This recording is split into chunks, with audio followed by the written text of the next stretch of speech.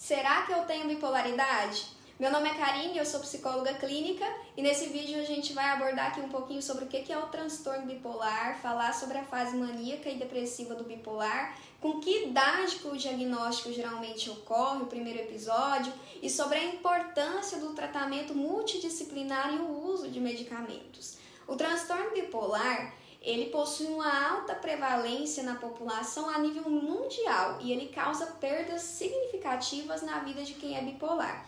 É um transtorno que tem um importante fator genético, então, por essa herança genética se caracteriza aí por mecanismos complexos de transmissão envolvendo múltiplos genes que estão sob influência de inúmeros fatores ambientais.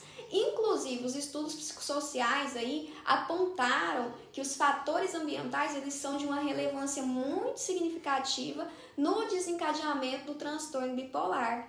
Esse transtorno ele é caracterizado por sua grande mutabilidade, pelas formas diferentes de manifestação e por sua instabilidade. Essa instabilidade é uma característica marcante e manifestada através de sintomas flutuantes e muitas vezes inversos. Em outras palavras, a gente pode dizer que ele se caracteriza pelas alterações do humor com recorrência de episódios maníacos e depressivos ao longo da vida.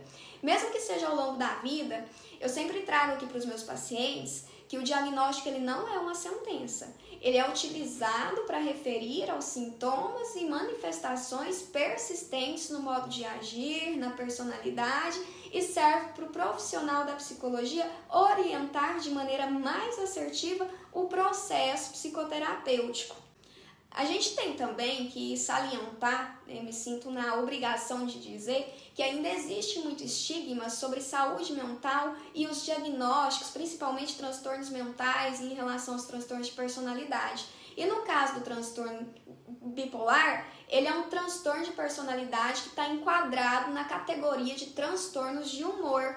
Então é um jeito de funcionar, um jeito de ser diferente da normalidade esperada e para um convívio social e relacional sem muitos prejuízos, com menos sofrimento, mais satisfatório, é importante tratar. Daí é fundamental, imprescindível a participação, o acompanhamento conjunto entre psicólogo e psiquiatra. Então, um acompanhamento psicológico feito por um profissional da psicologia, junto com consultas regular ao psiquiatra. Quando eu digo de um funcionamento diferente do esperado, da normalidade ali, é porque existe um limite muito tênue ali, uma linha bem tênue entre o que é patológico e o que é saudável. E aí existem traços de psicopatologias nas diversas manifestações humanas. Então há um limite bem tênue aí entre o que é patológico e o que não é. Mas para o diagnóstico, para a gente ter certeza, a gente faz uma investigação clínica.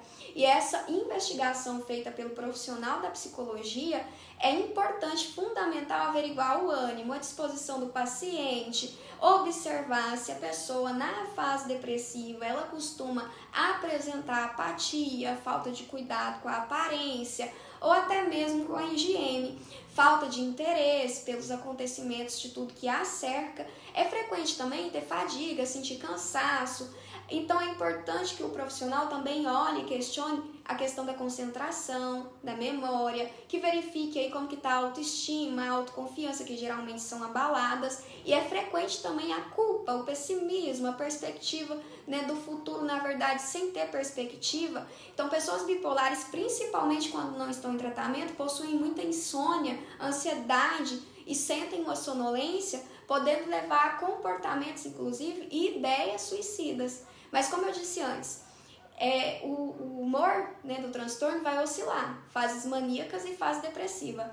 E na fase maníaca, o indivíduo ele apresenta características que provêm de um humor elevado, então de uma agitação, de ser muito falante, um hipervigilante, então tem atenção a tudo, mas não tem concentração em um foco de atenção. Então o indivíduo ele costuma saltar muito de um assunto para outro, aumenta exageradamente a autoestima nessa fase maníaca, fala de maneira mais eloquente, manifesta ideias de grandeza. E em quadros mais graves, nessa fase, o paciente pode apresentar sintomas psicóticos, ideias delirantes, alucinações auditivas e até uma extrema agitação psicomotora. Enquanto na fase maníaca, ainda parece que o bipolar ele dança sem se preocupar com quem conduz a dança, na fase melancólica a gente pode dizer que o bipolar ele parece parar no tempo.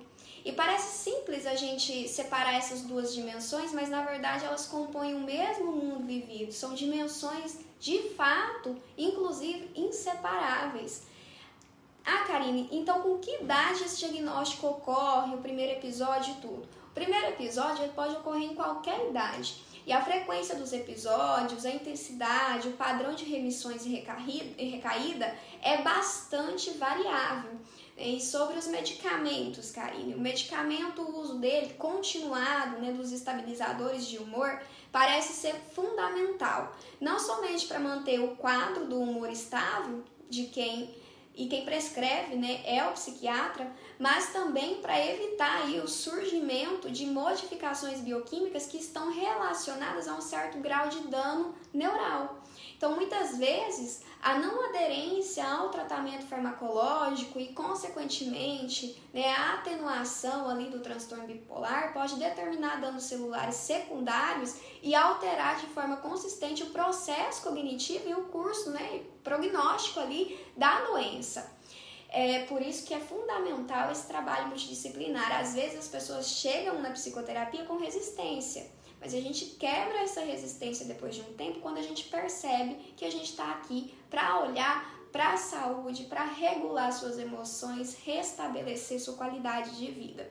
Se fez sentido para você esse conteúdo, eu quero que você fique por aqui, te desejo as boas-vindas, então curta esse vídeo, compartilha com as pessoas, se inscreve no canal ou pede para mais pessoas se inscreverem e até uma próxima.